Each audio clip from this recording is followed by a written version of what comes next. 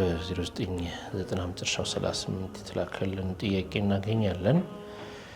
ዑምራ እናስደርጋቸዋለን ብለው ብር ከፍለን ፕሮሰስ ከጀመሩ በኋላ መሃል ላይ ሳይሳካ ቀረ ብለው የከፈልነውን ገንዘብ ቆርጠው ይመልሱልናል። ይሄ ከሸሪዓችን አንፃር እንዴት ይታያል? መክሰስስ እንችላለን ወይ? ለህግ ማለት ነው። አንድ ሰው ሐራም ነገር እየሰራ ከዚህ በኋላ ላልሰራ ካለ በኋላ ነብይ በቀኝ ሲሄዱ አለይሂ ሰላቱ ወሰለም እኔ በግራ ልሄድ በተጨማሪ አላህ አይለመነኝ ብሎ ማለ። ግን መሐላውን አፍርሷል። ይሄ ሰው ማድረግ ያለበት ምንድነው? ዩኒቨርሲቲ ውስጥ ቦይለር ወይም ትንሿ ውሃ ማፍያ ማሽን መጠቀምን ዩኒቨርሲቲው ከልክሏል።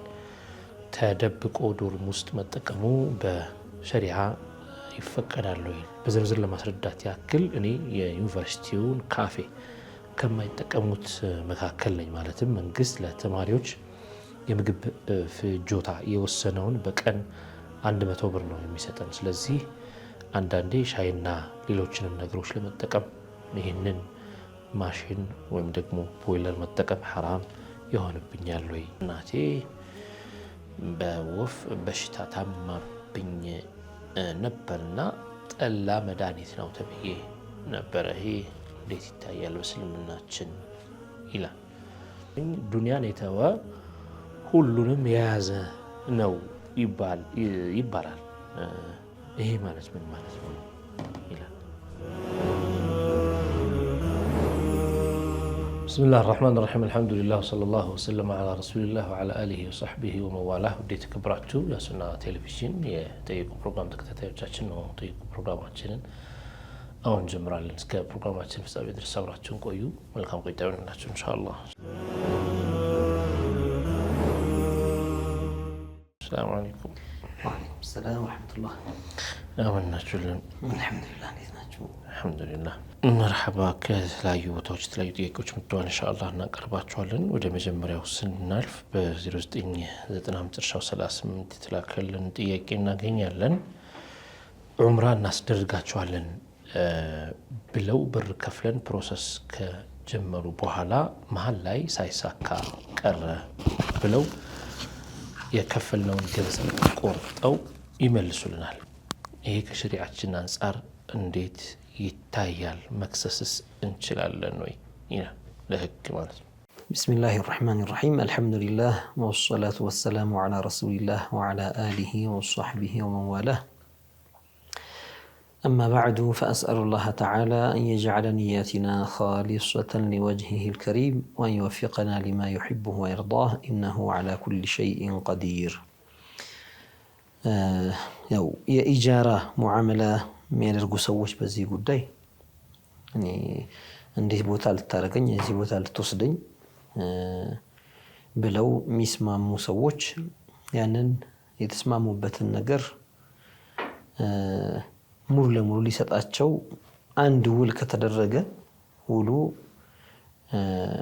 ወይ ተፈጻሚ ሆኖ የሚፈልጉትን ነገር ያገኛሉ። አለዚያም ደግሞ ውሉ ፈርሶ የከፈሉት ገንዘብ ሙሉ ለሙሉ ይመለስላቸዋል። ከፍለው ከሆነ ምናልባት ቅድሚያ ተሰጥቶ ከሆነ ምናልባት ውሉን ሲፈጽሙ አንዳንዴ የተቆራረጠ አይነት ውል ሊኖር ይችላል። የተቆራረጠ ማለት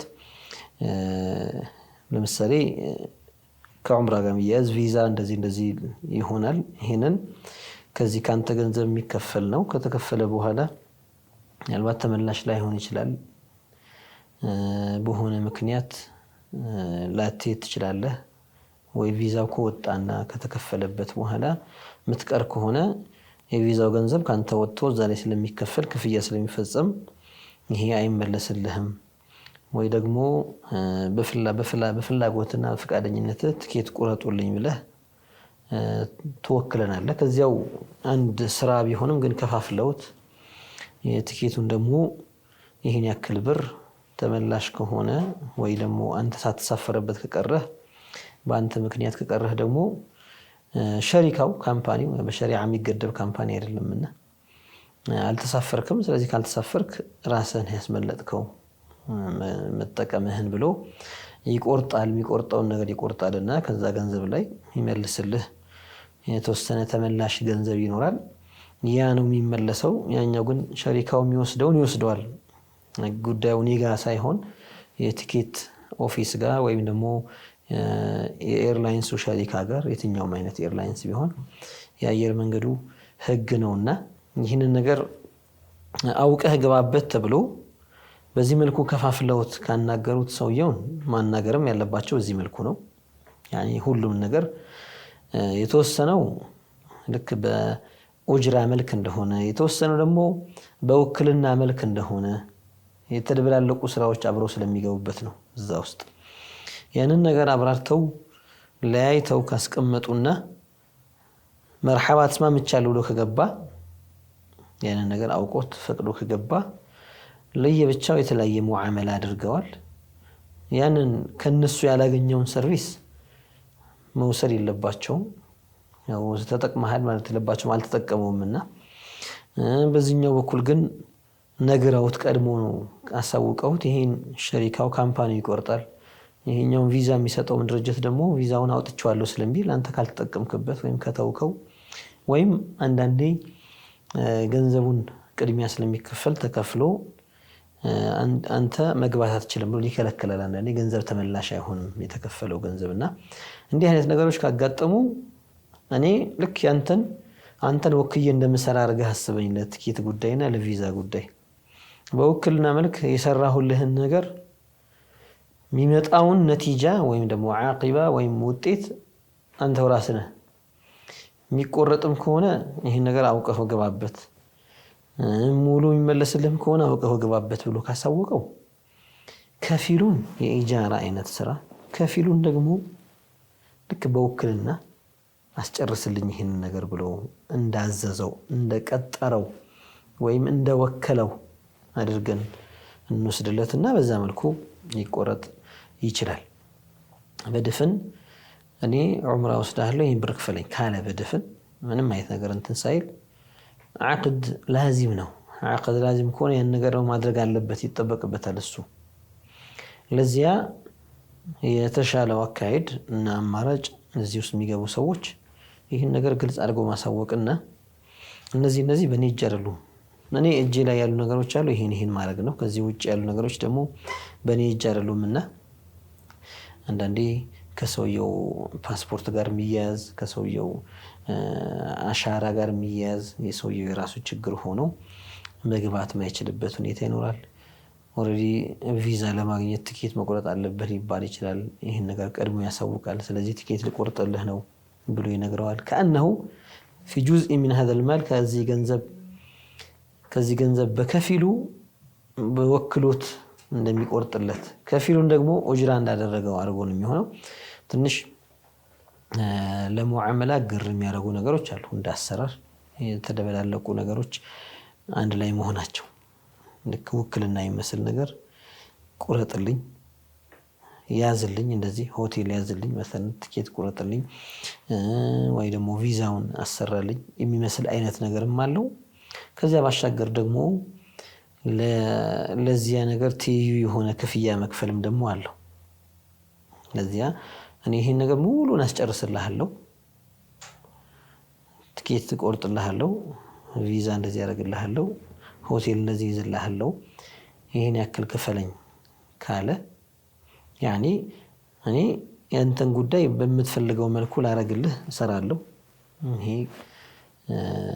እኔ ራሴ አይደለም ቲኬት መስጠህ مثلا አየር መንገድ ነው እኔ ሄጄ እንድቆርጥልህ ወክለኝ መርሐባ ሄዶ ይቆርጥልታል ልክ እንደ ሰውየው ራሱ ሄዶ ቢቆርጥ ኖሮ እንዴት ነበር የሚሆነው የዚህ አይነት ግን በውክልናና በኡጅራ እንደሚከፈል ሆኖ ማለት ነውና ይሄንን ነገር ሳይለይ አንተ ይሄን ያክል ብር ስጠኝ ወስዳለሁ ካለ መርሐባ ብሎ ከሰጠው ሰውየው መጨረሻ ላይ ይቆርጥብሃለሁ ማለት አይሆንም በስምምነት የሚደረግ ነገር ነው ስለዚህ ወዴት መመለስ ያለባቸው ቀድሞ ሆኖ ይሄ ስምምነቱ ውስጥ መግባት ነው ያለበት ነው ያኒ ብዙዎች ሰውን ለመያዝ ሊቸኩሩ ይችላሉ የሚወስዱትን ሰዎች ለማጋዝ ብቻ በቃ አትቀርም ትሄዳለህ እንደዚህ የሚል ነገር ተስፋ ይሰጣሉ ምንም ነገር ከውሉ በፊት ምንም የሚያናግሯቸው ነገር የለም። ውሉን ከማሰራችን በፊት እነዚህ ነገሮች አሉና አዋቋቸው። يعني شيء من العمل مني وشيء ليس مني ከዚህ ከሚደረጉ ነገሮች ውስጥ ከፊሉ የኔ ነው፣ ከፊሉ ግን የኔ አይደለም። ስለዚህ በየኔ ባልሆነ ነገር ላይ ልክ ወክላችሁ እንደምሰራላችሁ አርጋችሁ ነው ተቆጥሩት። ከሆነላችሁ ይሆንላችኋል፣ ተመላሽ ከተደረገ ተመላሽ ይሆናል። ከቆረጡባችሁ ይቆርጡባችኋል። እኔ ጋር ለሚቆረጠው እነማ ሸሪካው ነው፣ ግን እኔ በእናንተ ስም ትኬት ቆርጣለሁ፣ በእናንተ ስም ቪዛ ወርድላችኋለሁ የሚል አይነት ነገር ከሆነ ቀድሞ ነው አውቀው መግባት አለባቸው። መርሐባ በ0914 64 መጨረሻው 06 ሰላም አለይኩም። ጥያቄ ነበረኝ። አንድ ሰው ሐራም ነገር እየሰራ ከዚህ በኋላ ላልሰራ ካለ በኋላ ነቢይ በቀኝ ሲሄዱ አለይሂ ሰላቱ ወሰላም እኔ በግራ ልሄድ በተጨማሪ አላህ አይለመነኝ ብሎ ማለ። ግን መሐላውን አፍርሷል። ይሄ ሰው ማድረግ ያለበት ምንድነው? ያው በእንደ መሐላ እንዲህ አይነት መሐላ ተገቢ አይደለም። ከዚህ ፊት የተናገርናቸው አሉ። ነገርን ማክበድ ሲፈልግ ነው ሰው በእንዲህ አይነት መልኩ ይምለው። ግን ስህተት ነው እንዲህ አይነቱ መሐላ። ሚድነውም መሐላ ተብሎ እንደው በራሱ ሐሳቤ እየማልኩኝ ነው። መማል ማለት ደግሞ ነገሮችን ከራስ ማራቅ፣ ይሄን ነገር እኔ አላረገውም በፍጹም የሚል አይነት ነገርን ለማስያዝ ነው። ከዚያ እይታ መሐላውን ክልክል ነው።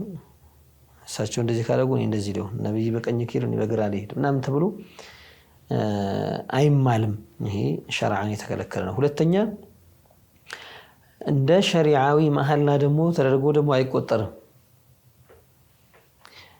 መማል የፈለገ በአላህ ይማል። መሐላ ተብሎ የሚያዝበት ካፈረሰው መቀጫ ግዴታ የሚሆንበት በአላህ ሲምል ነው። ሌሎች መሐላዎች ሸርዕ ላይ ተቀባይነት ስለሌላቸው ሙዕተበር አይሆኑም። እነሱ ላይ ህግ ወይም ደግሞ ቅጣት ወይም መቀጫ የሚባል ነገር አይንጠለጠልባቸውም ከመሰረቱ መሐላ ተደርገው ስለማይቆጠሩ። አሁን ለምሳሌ አንድ ሰው ብዙ በእናታቸው የሚምሉ አሉ አይደል? እንደው የአባቴን አጥንት ምናምን እያለው የሚምሉም ታገኛለህ። የአባቴ አጥንት ይውጋኝ ብሎ ይምላል መሰለና። አሁን ይሄ ምንድነው? አሁን ወይ ደግሞ በነብዩ ይምላል መሰለን፣ ወይም በእናቱ ይምላል ኢላ አኺሪ። እንዲህ አይነቱ ሸሪዓ ይሄ ሰውዬ ምሏልና ካፈረሰው እንዲህ አይነት መቀጫ ማድረግ አለበት፣ መስጠት ያለበት፣ መክፈል ያለበት ነገር አለ ተብሎ ተርቲብ አይደረግበትም። ተቀባይነት ከመሰረቱ ስለሌለው መሐላው እንደው በሰዎች ዑርፍ በሰዎች መግባባት እነሱ በተግባቡበት እና በተለማመዱበት መሐላ ነው ቢሉትም ሐቂቃው ግን እንደ ሸርዕ ግን መሐላ ነው ተብሎ አይወሰድለትም። እንደ ሸርዕ ሲባል ማለት ነው ያው ቃሉን መሐላ አይባልም ሳይሆን ሸሪዓ ላይ ተቀባይነት ያለው መሐላ አይደለም ነው። ወይላ ሰው በእናቱም ቢመልኩ ምሏል፣ በእናት መማል አይቻልም ብለን እንከለክለዋለን እንጂ በእናት አልማልክም አንተ እንኳን አንለውም እኮ። መሐላው ሙዕተበር የለውም፣ መሐላው ሸሪዓ ላይ ተቀባይነት የለውም። ይሄ بحيث يبنى عليه احكام ከላ እሱ ላይ ህግ እንዲያያዝበት ይሄን ማድረግ አለበት። እንግዲያው ከማለ ያፍርስ አፍርስ ማፍረሱ ይሻላል አለ ማፍረሱ ይሻላል ምናምን የሚባለው ውስጥ ለመግባት ካፈረሰ ምን ይደረጋል? ማፍረሱ ቢሻልም እንኳን የተሻለ ሆኖም ቢሆን ካፈረሰስ ምን ያድርግ? ካፈረሰ ደግሞ ይሄን ያድርግ የሚባለውን ነገር ለማምጣት። ስለዚህ ይሄ እሳቸው በዚህ ኪሩኒ በዚህ ሊሄድ ወይም የመሳሰሉት አይነት መሐላዎች ተቀባይነት የላቸው። ይሄ ተቀባይነት ካላገኘ እሱ ላይ የተንጠለጠለው ነገር ምንም ነገር አይያዝምና በተቃራኒው ያለውን ነገር ትቶ ቢሰራ ምንድነው ይባል? በሸሪዓ መሐላና ፍርሱ መቀጫ ግዴታ ይሆንበታል ተብሎ አይባልም ሲላይ። ስለዚህ ከነብይ በቀኝ ሲሄዱ ነው በግራ ልሄድ ምናምን ብሎ ተቀባይነት የሌለው ዝም ብሎ ማለት ብሎ ቁም ነገር የሌለው ነገር ነው የተናገሩ ብለን ነው። ቁም ነገር የለውም፣ ማዕናውም ፋሲድ ነው። እንደው ሰውየው እምልበታለው እኔ ከዚህ ራቅኩኝ ነኝ ለማለት የተናገረው ይሄን ነገር እንደው በፍጹም አላረገውም። ልክ ነብዩ በቀኝ ሲሄዱ እኔ በግራ እንደማልሄደው ሁሉ ይሄን ነገር በፍጹም አላረገውም የሚልን ያንን ላለማድረግ ቁርጠኝነቱንና በፍጹም እንደማይፈልገው ያን ነገር ለማሳየት የተጠቀመው ቃል ነው። ቃሉ ስተት ነው አይባልም። እኔ ራሱን መገደብ ከፈለገ ከዚያ ነገር ወላሂ ብሎ ይማል በአላህ ወይም በስሞቹ በሲፋቶቹ ይማል። ከዚያ ውጪ ባለው መሐላ አይቆጠርም። መርሐባ በ0934 መጨረሻው 03 ስላክልን ጥያቄ ምንድነው የሚለው? ሰላም አለይኩም አንድ ጥያቄ ነበረኝ። ዩኒቨርሲቲ ውስጥ ቦይለር ወይም ትንሿ ውሃ ማፍያ ማሽን መጠቀምን ዩኒቨርሲቲው ከልክሏል። ተደብቆ ዶርም ውስጥ መጠቀሙ በሸሪዓ ይፈቀዳል ወይ? በዝርዝር ለማስረዳት ያክል እኔ የዩኒቨርሲቲውን ካፌ ከማይጠቀሙት መካከል ነኝ። ማለትም መንግስት ለተማሪዎች የምግብ ፍጆታ የወሰነውን በቀን 100 ብር ነው የሚሰጠን። ስለዚህ አንዳንዴ ሻይና ሌሎችንም ነገሮች ለመጠቀም ይህንን ማሽን ወይም ደግሞ ቦይለር መጠቀም ሐራም ይሆንብኛል ወይ? ያው በአንድ ተቋም ወይም ግለሰብ ወይም የመንግስት ሊሆን ይችላል መስሪያ ቤት ሊሆን ይችላል የሆነ ቦታ እንድንጠቀም መጃሉን ሰጥቶን ፈቅዶልን ይሄንን ነገር ተጠቀሙ ካለን በተገደበልን ሸርጥ መጠቀም ነው የሚፈለገው። በተለይ ነገሮች ወደ ግለሰብ ጋር ሲመጡ ይጠብቃሉ። የሰውየው የራሱ ፍቃድ በተስሪህ ያስፈልጋል። በግልጽ እኔ ፈቅጄልሃለሁ ይሄን እንድታረግ ማለት አለበት። በግለሰብ ደረጃ ሲመጣ ወይም የጋራ የሆነ ሁሉም በጋራ ሊጠቀምበት የሚችል ነገር ሲሆን ለራሱ አስበልጦ ወይም ደግሞ ለግሉ ብቻ ለመጠቀም ፍቃድ የለውም። ከመሰረቱ ማንም ሊፈቅድም አይችልም። መፍቀድም መከልከልም የማይቻልበት ሁኔታ ኢላ ይሄ ነገር አህልያው አለው። ይሄ ሰው ከዚህ ነገር ለምሳሌ መስለሐ ማሉ መስለሐ ምን ለዋለ የሙስሊሞች የጋራ ጥቅም ላይ የሚውል ገንዘብ ይሄንን በዚህ ነገር ይሄን እንድትጠቀም ተፈቅዶልሃል ከተባለ ውጪ በራሱ ያን ነገር ወስዶ መጠቀሙ አይፈቀድለትም። እንደው ለማስፈቀድም መፍቀድም ማይቻልበት ሁኔታም አለ።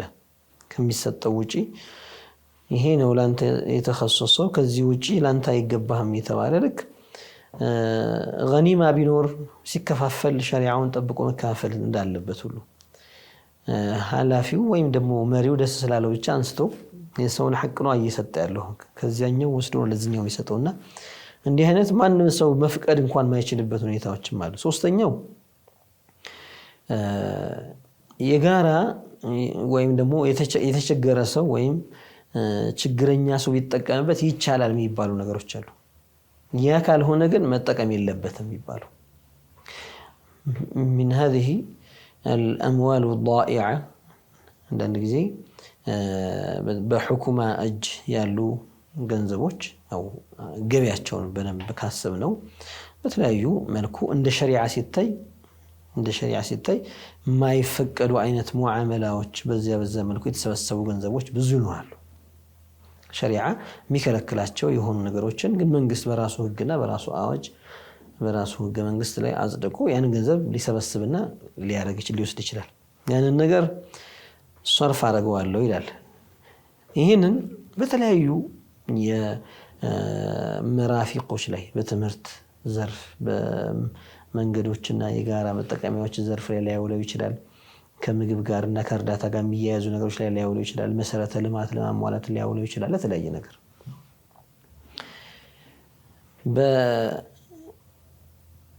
ለምሳሌ አሁን ወንድማችን እንደጠየቀን አይነት ጥያቄ እንዲህ አይነት ቦታ ላይም ከዚያ ውስጥ ተመድቦ የሚመደብ ባጀት ይኖረዋል። እዛ ውስጥ መንግስት የሚበጀታቸው ባጀቶችና እዛ ላይ ሲበጀት ከቅጣት ከግብር ከምናምን እንደኔ ሸሪዓው ከማይፈቅዳቸው ሙዓመላዎች እንደ ሸሪዓ ሲታይ ክልክል ናቸው የሚባሉ መንግስት ግን በራሱ ህግ ይሰራባቸው ብሎ የሚሄድባቸው ከዛ የተሰበሰቡ ገንዘቦችም ይገባሉ። ከሰዎች ህግ ተላልፋቸዋል ተብሎ ከሚወሰዱ ከሚወረሱ ንብረቶች እንደ ሸሪዓ ስታይ አልተላለፈም ይሄ ሰው ህግ ግን እንደ መንግስት ህግ ግን ተላልፏል ስለዚህ ገንዘቡ ይቀማና ይወሰዳል ኬላዎች ጋር ብዙ ጊዜ የፍተሻ ጣቢያዎች ላይ የሚወሰዱ ጉምሩኮች ጋር የሚወሰዱ እነዚህ አይነት ነገሮች ያ ሁላ ነው እንግዲህ ወደ ገንዘብ ተቀይሮም ብሎ ለተለያየ ባጀት ተደርጎ የሚመደበው ይሄ ብቻ ነው ብቸኛ ምንጭ ነው እያልኩ አይደለም ሌሎችም ይኖራሉ ስለዚህ እንዲህ አይነት ቦታ የሚጠቀም ሰው መጠቀም ያለበት ሙህታጅ ከሆነ ብቻ ነው ሙህታጅ ካልሆነ ግን አለመጠቀም ሙህታጅ ካልሆነ እኔ ይሄን ነገር ብትሆን ያልጎዳም ሌላ ነገር ማግኘት ይችላል በዲል ማግኘት እችላለሁ ካለ ያንን ትቶ ይሄንን መጠቀም ይችላል ሙህታጅ ከሆነ ግን አሁን እናገረው ኤሌክትሪሲቲውን አሁን የሚጠይቀው ሰው ቦይለሩን የራሱ ነው ግን ከዛ ላይ የሚወሰድ የምንጠቀመው መብራት አለ ነው እዚያ ላይ እኔ አህል ነኝ መጠቀም ይፈቀድልኛል ብሎ ራሱን የሚያስብ ከሆነ ራሱን ገምቶ አው ከዚህ ላይ አልችልም ይሄን ውጭ ወጥቼ እንደዚህ ላረግ ብል አቅሙ የለኝም ብሎ ራሱን የሚያስብ ከሆነ ያንን ቢጠቀም ችግር የለውም ምናልባት እዚህ ጋር እንደዚህ አይነት ነገሮች በሚሰጡ ጊዜ ተጨማሪ ጥፋት ማለት ተጨማሪ ነገር ይመጣል ተብሎ የሚታሰብ ከሆነስ አሁን እሱ ላይ ከተገኘ ለምሳሌ ቅጣት የሚበይንበት ከሆነ ወይም ከትምህርት ቤት የሚባረር ከሆነ በቃ በተያዘ ወቅት ወይም ደግሞ የሆነ ሰዎች ሊያዩት ይችላሉ ይሄን ነገር ያልሆነ ነገር ሊያመጣብኝ ይችላል ብሎ የሚያስብ ከሆነ መጠቀሙ ነው ሻለ መጠቀሙ ነው ጥሩ የሚሆን ያው درء المفاسد مقدم على جلب المصالح ይባላል يعني ጉዳትን መከላከል ጥቅምን ለማግኘት ከመሞከር ይቀድማል ይባላል يعني ጥቅም ይሄን ነገር እኮ ይጠቅመኛል ብሎ ከመጓጓቱ በፊት ቅድሚያ የሚሰጠው ነገር ምንድነው ከራስ ላይ ጉዳት መከላከል ነው ይሄ ሸሪዓዊ ቃዒዳ ነው ሁሉም ቦታ ነው የሚሰራው እዚህም ቦታ ላይ እናስራራው ካልን ተግብረው ካልን በእንዲህ አይነት መልኩ ይተጠቀማሉ ይፈቀድልኛል ብሎ ለመጠቀም ሲሞክር ለضررና ለችግር የሚጋለጥ ከሆነ ያን ነገር ማድረግ የለበትም ቅድም እንዳለው እንደ ሸሪዓው ራሱን ከጉዳት መከላከል ቅድሚያ ስለሚሰጠው ማለት ተመልካቾቻችን የተከታተላችሁ የምትገኙ ጠይቁ ፕሮግራማችንን ነው ከናንተ የተላኩልን ጥያቄዎችን ዶክተር ሼክ አቡበከር ሱሌማን ያቀረብንላቸው እሳቸው ሸሪዓ ምላሽ ይሰጡን ነው የሚገኙት ጠይቁ ፕሮግራም ነው በሱና ቴሌቪዥን ብቻ ነው የሚተላለፈው አሁን የረፍት ሰዓታችን ላይ ደርሰናል ካፍታ ቆይታ በኋላ ተመልሰን ገናኝና የቀሩ ጥያቄዎችን አብረን እንከታተላለን ድርቃቸው አትጠብቁ ኢንሻአላህ እንመለሳለን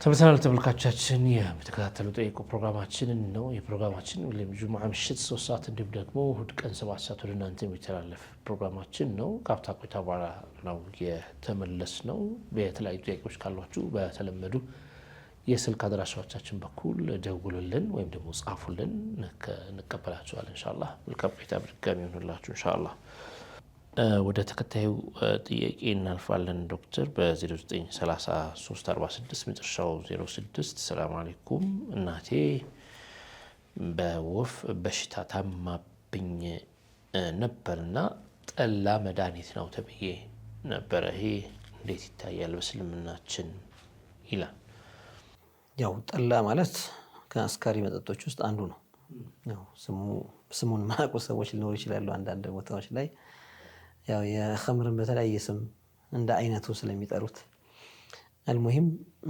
ይህንን አስካሪ መጠጥ ለመድኃኒትነት መጠጣት እንዴት ነው ጥያቄው ባጭሩ የወፍ በሽታም ይሁን ሌላም ይሁን ኸምርን ለመድኃኒትነት መጠቀም እንደ ሸሪዓ ሌላ አማራጭ እስካለ ድረስ ክልክል ነው حرام ነው التداوي بالخمر التداوي بالنجاسة መቼ የሚፈቀድበት ሁኔታ አለ የሚለውን ዑለማዎች በحث አድርገው ብቸኛ አማራጭ ሆኖ ሲገኝ ሌላ ምንም አይነት አማራጭ ከሌለ بقدر المعالجة وإن بقدر ما يحتاج إليه فقط بزيا لما دان بمتصفل قواكل متن بتشا مثلا 100 مليلتر 50 مليلتر كونج كزيتش أي جمرم ይህንን ደግሞ خبير የሆነ ሰው የሚያቅ ሰው ለምን ያለው ሰው ሌላ አማራጭ የለም ይሄ ብቻ ነው ብሎ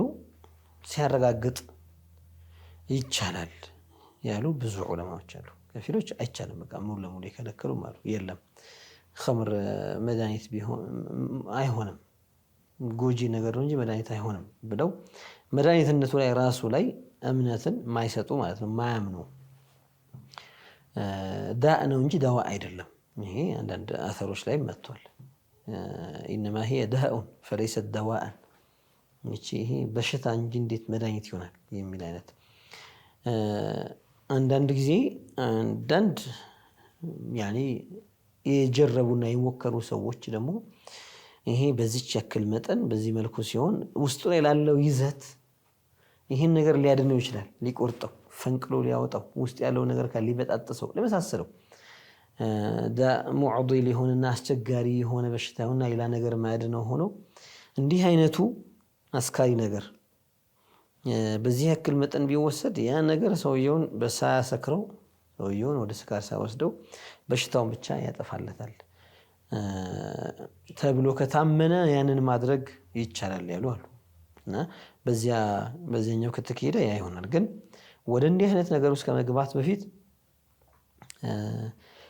ታማኝ ዓሪፍ خبير የሆነ طبيب ثقة የሆነ ማረጋገጥ መቻል አለበት ይሄን ነገር አው ይሄ ነገር እንዲህ ነው በዚህ ያክል መጠን ነው የሚሆነው በሽታን እንደሚፈውስ ደግሞ ይታመናል ብሎ ይሄን ማረጋገጥ አለበት አለዚያ ሰዎች ሁሉ ወዳቸው ባማቸው ቁጥር እስኪ ትንሽ ልጠጣያሉ ወደዛ እንዳይሄዱ ማለት ነው ይሄ ልክ አይደለም በዚህ ገደብ ከፊል ዑለሞች ይሉበት ይሄን ነው مرحبا ወደ ተከታዩ ጥያቄ ስናልፍ በ0938 መጨረሻው 68 ሰላም አለይኩም እንዴት ናችሁ ጥያቄ ነበረኝ ዱንያን የተወ ሁሉንም የያዘ ነው ይባላል ይሄ ማለት ምን ማለት ነው ይላል نعم ያው የሁከማዎች ንግግር ነው ጥበበኞች ልባቸው በተቅዋ የተሞላና ዛሂዶቹ የተናገሩት ነው እንደዚህ አይነት ሰዎች ከነሱ አንደበት የሚወጣ ነው ለምን ዱንያ ላይ ተሸቡት የሚያደርግ ሰው ዱንያ ላይ የተቃራኒውን ማውራው አሁን ዱንያ ላይ የሚንጠለጠል ሰው ሀሙን ጭንቀቱን ሁሉ ነገሩን እሷ ላይ የሚያደርግ ሰው ብዙ ነገር ያጣል ዱንያንም ዛሂሯን ይዛታል እንጂ ማዕናዋን ወይ ደግሞ ሊጠቃቀምበት የነበረውን ነገር ራሱ ያጣዋል በአብዛኛው ብዙ ሰዎች የሀብታም ድሃዎች ናቸው የሀብታም ድሃ ማለት እያላቸው ግን ድህነት ብቻ የሚታያቸው ማለት ነው ይኖራቸዋል ገንዘቡ አለ ግን የሚያስቡት ሌላ ለመያዝ ነው እጁ ላይ ብዙ ኖሮት አይኑ ግን ሌላ ቦታ ነው ቀልቡ ሌላ ቦታ ነው ስለዚህ ከአንሁ ለሚያخذ ማለት ነው እንደሌለው ይሆናል እንዲህ አይነት ሐል ላይ እንዳይወድቅ ወይ ደግሞ ሰውየው ዱንያን አገኘው ብሎ አኺራ እንዳይረሳ ኪብር እንዳይመጣበት እኔኮ እንዲህ ያለኝ ያለ ሰው ላይ እንዳይንቦጠረርና ብዙ ማግኘት የሚጠበቅበትን ዱንያ ላይ ይዞት መሄድ የነበረበትን ስንቅ ዋናውን ዓላማ ማለት ነው ዋናውን ጉዳይ ጥሎ በዚህኛው መሽጉል ከሆነ ይሄም ሰው ያጥቷል ስለዚህ ዱንያን የተዋት ሲባል ዱንያን ያልተጠቀመባት ማለት አይደለም በመጠኑ ይበላል እኮ ሰው ሳይበላ አይኖርም መቼም ኢላ بعض من استثني አንዳንድ በጣም ለየት ባለ ወضع ከተወሰነ ጊዜ በኋላ መብላት የሚባል ነገር አቆመው ኑሮ ይሞቱ አሉ በሆነ ምክንያት يعني መብላት ሲያቆሙ ረሃቡ ገደላቸው አይደለም انما عاشوا سنين ይሄ የተለየ ነገር ነው ይሄ አውሊያዎቹ ጋር የአላህ ትልቅ ሰዎች የአላህ ባሪያዎች ጋር የሚታይ ነው ከዚያ ውጪ ትልልቅ ወልዮችም ሆነው ይበላሉ ነብዩም ይበሉ ነበር አለይሂ ሰላቱ ወሰለም አንቢያዎች ይበላሉ ይጠጣሉ ያኒ ከዱንያ ተጠቀሙ ማለት ነው ዱንያን መጠቀሙን አይደለም እየከለከሉ ያሉት ተዋት ይያሉ ያሉት አትብላ አትጠጣ አትልበስ ያለነው ዱንያ ውስጥ ነው ምንተኛው ምንኖረው ምንወጣው ምንገባው ምንጠለለው እኮ የዱንያ ቤት ውስጥ እኮ ነው አይደል? ያው ቤት ውስጥም ከተጠለልክ እየተጠቀምክ ነው። ልብስ ከለበስክም ከዱንያ እየተጠቀምክ ነው። ስለዚህ ዱንያን ልብ ውስጥ ያላስገባ ሰው እንደማለት ነው። ምን ተረከሃ ማለት ከልቡ አስወጣት። እቺ አትረባም፣ እቺ አታላይ ነች፣ ታሞኛለች ብሎ ከልቡ አስወጣት። እንዲህ አይነቱ ሰው ምንም ነገር ያመለጠው ሰው የለም ማለት ነው። ምንም ያመለጠው ነገር የለም። ምንድነው ያላመለጠው ሲባል ረቢሐል አኺራ፣ አኺራ ከዱንያ ጋር ስትነጻጸር ምንም እዚህ ግቢ አትባልም ዱንያ። ስለዚህ ያንን አተረፈ። ከዚህ መወሰድ ያለበትን ዋና ስንቅ ይዟል ሰውየው። ከዚች ዱንያ መውሰድ ያለበትን ስንቅ አልተወም። ስለዚህ አልከሰርም ማለት ነው። በወሰደው ስንቅ እዚያኛው ሀገር ላይ ደግሞ ዘላለማዊ ደስታን ይወርሳል። ስለዚህ አልከሰርም ማለት ነው። ስለዚያ ምንም ነገር አላጣም። እሷን ሙሉዋን የተዋት ሁሉም ነገር አገኘ ማለት የአላህ ሪዳ ያገኛል። ኢዝሀድ ፊ ዱንያ ዩሒበከ አላህ። ያኒ በዱንያ ላይ ዱንያን ከልብ ውስጥ አታስቀምጣት። ሀምህን እሷን አታርግ፣ አውጣት።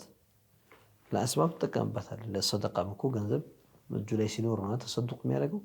ሰሓቦቹ እኮ ተሸክመው ቴምር ውሃ አምጥተው አጠጥተው እርሻ ላይ ሰርተው ከሚሰጣቸው ገንዘብ ሰደቃ ያደርጉ ነበረ።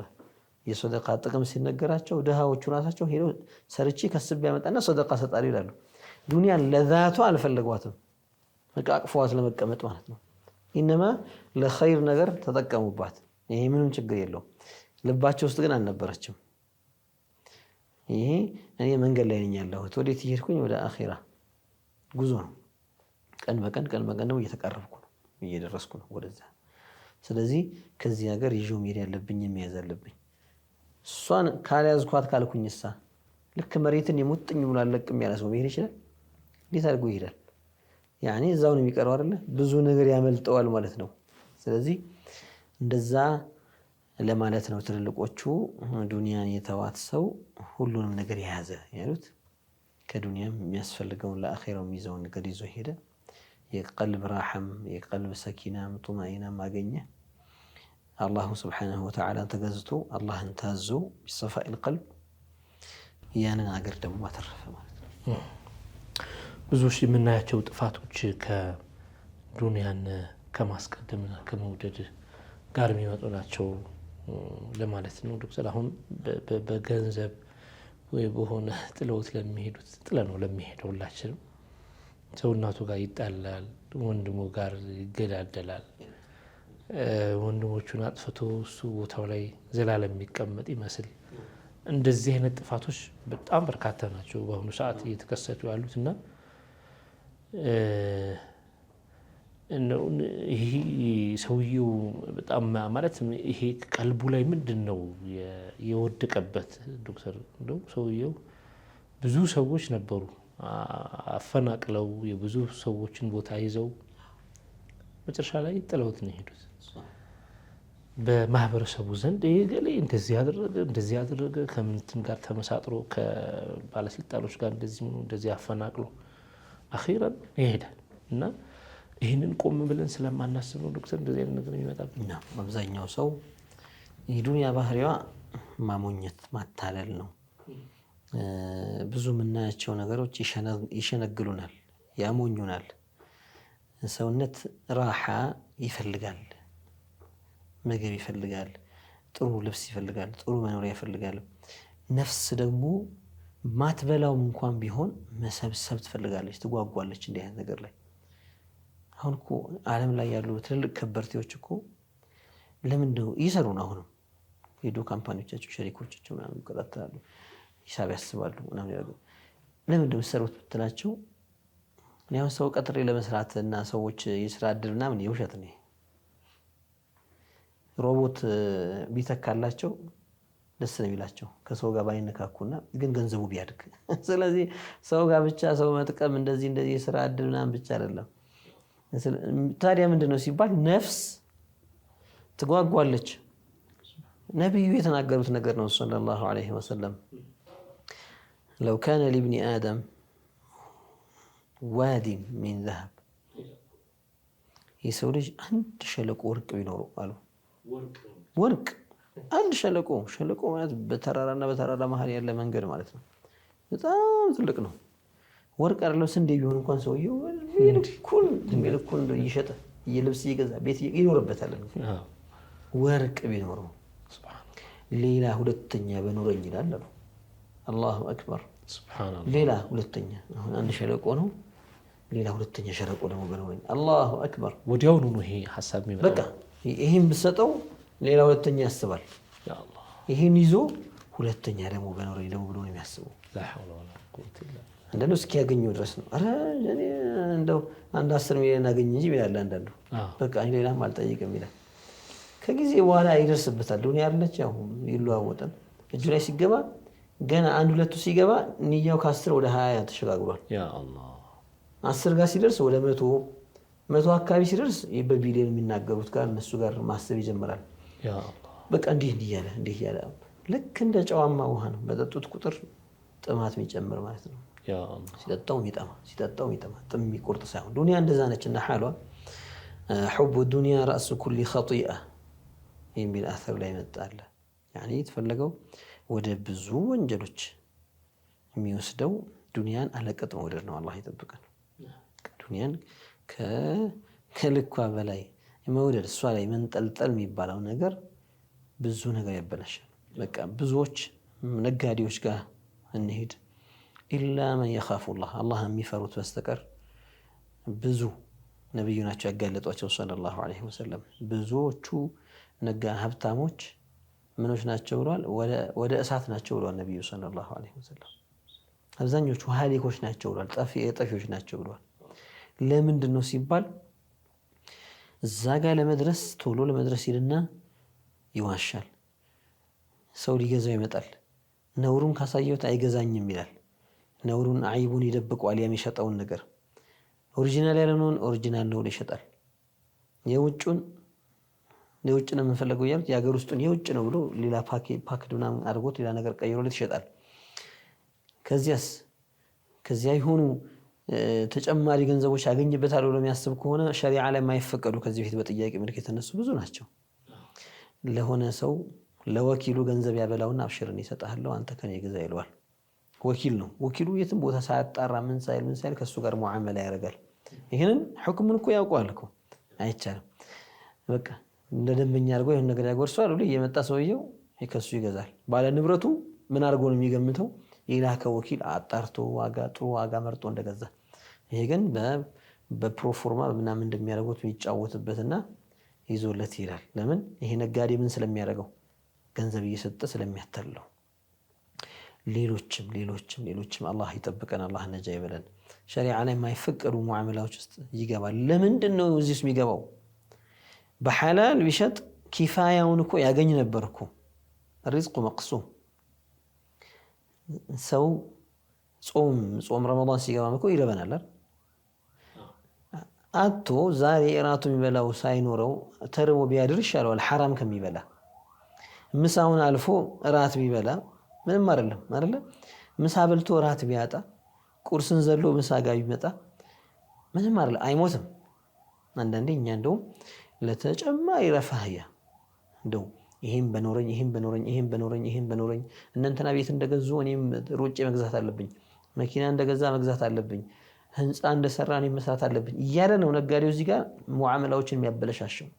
አምጣ ብቻ ይግባ ብቻ። ብዙ የተጨበረበሩ አካሄዶች፣ ብዙ ሸሪዓ የማይፈቅዳቸው ስራዎች ውስጥ ይገባሉ ሰዎች። ከምን የተነሳ? ከዱንያ ፍቅር ሐራም ላይ ወደቁ። ከቢራ አላህ ይጠብቀን። ራሱ ኩሊ ኸጢአ የተባለውን አንዳንድ ሰው ለዱንያ ሲል የሚከፍር አለ። አላህ ይጠብቀን።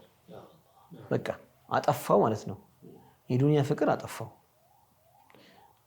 ዱንያ ሲባል መለዛቷ፣ ራሓዋ ምናምኗ ይሁላ እሷ ላይ በቃ ሙጭጭ ብሎ እንዳያመልጠኝ የዱንያ ጣዕም፣ ገንዘቡ፣ ምግቡ፣ ራሓው፣ እረፍቱ፣ ምቾቱ ምናምኑ እያለ የሚያስብ ከሆነ እሷ ላይ የሚንጠለጠል ከሆነ ለእሷ ሲል ከወንድሙ ጋር ይጣላት፣ ራሓው የሚነካበት ከሆነ ከአባቱ ጋር ይጣላል። በፊት የነበሩ ነገስታት አባቶቻቸውን ገለው ስልጣን ያዙ እኮ አሉ እኮ። ዱንያ ነው፣ ስልጣንም የዱንያ ክፍል ገለው አይሞትም እንደ ሰውዬ ብለው አፍነው በትራስ አፍነው የገደሉ ምን ያደርጉ ወልዒያዙ ቢላህ ባሎቻቸውን የገደሉ ሴቶች አሉ ለተለያየ ለዱንያዊ ጥቅም ብለው ያኔ ገንዘብ ለማግኘት ብለው አላህ ይጠብቀን። በቅርብ ጊዜ የሰማነው እዚህ ሀገራችን ውስጥ የተከሰተ ነገር ነው። እንደዚሁ ለዱንያ ለገንዘብ ብለው ወልዒያዙ ቢላሂ ተዓላ እንግዲህ አባትና ሚስት የምትባል ሴት እናቱ ትሆን ሌላ አላውቅም ተመሳጥረው ሰውየው ልጅና ሚስት ይባል አባትየውን ገለውት ወልዒያዙ ቢላሂ ተዓላ ተመልሰው መጥተው እንደገና ለቀስተኛ መስለው ደግሞ ተመልሰው እንዲህ አይነት በጣም የሚያሳፍሩ ነገሮች ከምንድን ነው የሚነሱት ሲባል ሑቡ ዱንያ የዱንያ አንዳንዶች እናንተ ስለሌላችሁ ነው ስለ ዱንያ የምታወሩት ይልሃል። አንተ በአይን የምታየው ነገር ነው።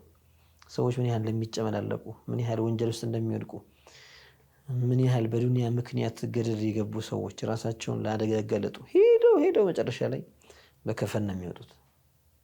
ከፈን ነው የሚወጡት። ይሄዳል እኮ በሚሄድበት ሰዓት እቺን ከፈን ነው ሌላ ነገር ጣቱ ላይ ቀለበት ብንሆን እንኳን ተመዛ ትወጣለች።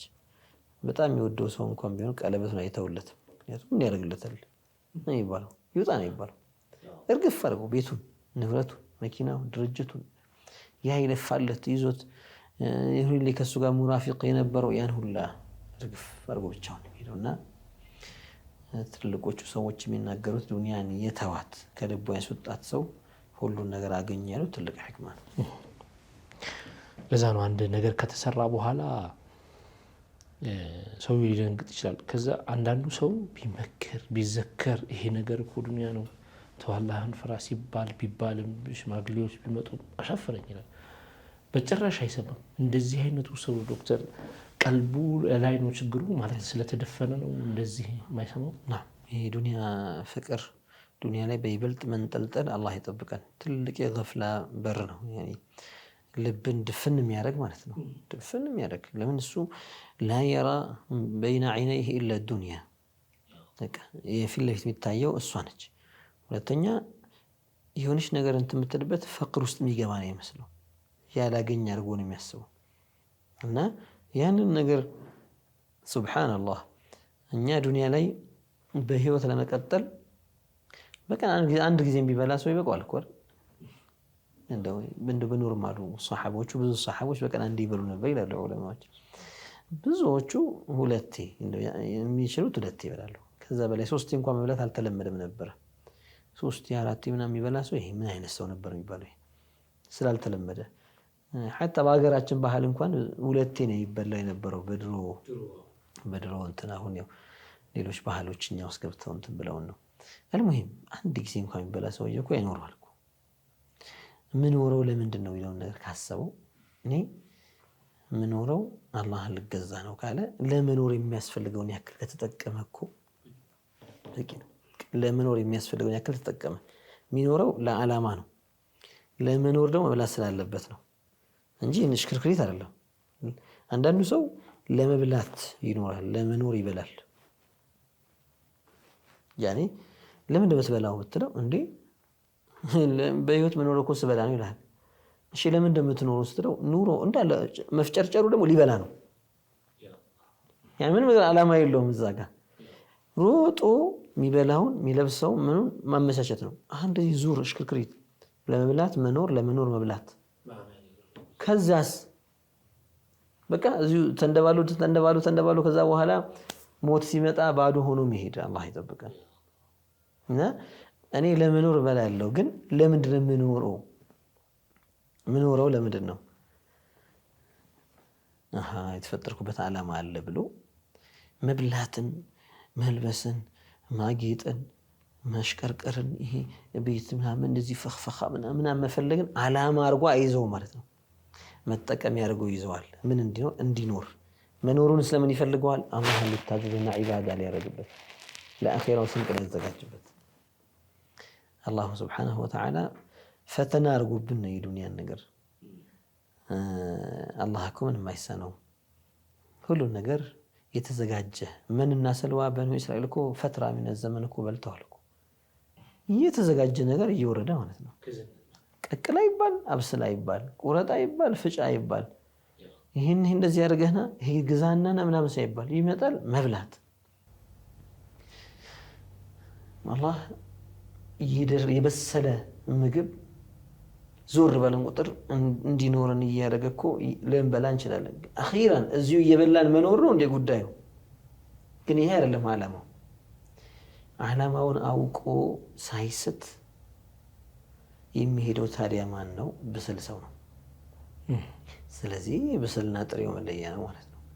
ዓቂሉና ይሄ አእምሮ ብስለት ያለውና ዘክይና ሞኙ የሚለየው በዱንያ ነው። እዛችሁ ለመከሰብ በሄደበት በዚያው የመኖሩን ሚስጥር መስራትና መብላት መጠጣት ብቻ አድርጎ የያዘ ሰው ካለ አጣት፣ ሁሉን ነገር አጣት። ግን ሌላ ትልቅ ዓላማ አለ ብሎ የሚሰራ ካለ ደግሞ ራቢህ ይሆናል። መርሐባ ዶክተር፣ ለዛሬ የነበሩን ጥያቄዎች እነዚህ ናቸው። ከሰዓት አንጻር እዚህ እናቆማለን። ለሰጣችሁን ማብራሪያ ባረከላሁ ፊኩም። የተወደዳችሁ ተመልካቾቻችን እየተከታተላችሁ የነበራችሁ ጠይቁ ፕሮግራማችንን ነበረ። በአሶና ቴሌቪዥን ብቻ ነው የሚተላለፈው። ጠይቁ ወይም ፈስአሉ የተሰኘው ፕሮግራማችን ጁምዓ ምሽት 3 ሰዓት እንዲሁም ደግሞ ቀን 7 ሰዓት ላይ የሚተላለፍ ፕሮግራማችን ሲሆን በተመረጡ ቀናቶች እነዚህ ፕሮግራሞች ይደገማሉ። የተለያዩ ጥያቄዎች ካሏችሁ ቀድመን ለማስታወስ እንደሞከር ነው በተለያዩ የመላኪያ ዘዴዎች ላኩልን፣ እናስተናግዳችኋለን። አብራችሁን ስለነበራችሁ ስለተከታተላችሁን እጅግ አድርገን እያመሰገንን እንሰናበታችኋለን። ወሰላሙ አለይኩም ወራህመቱላሂ ወበረካቱ።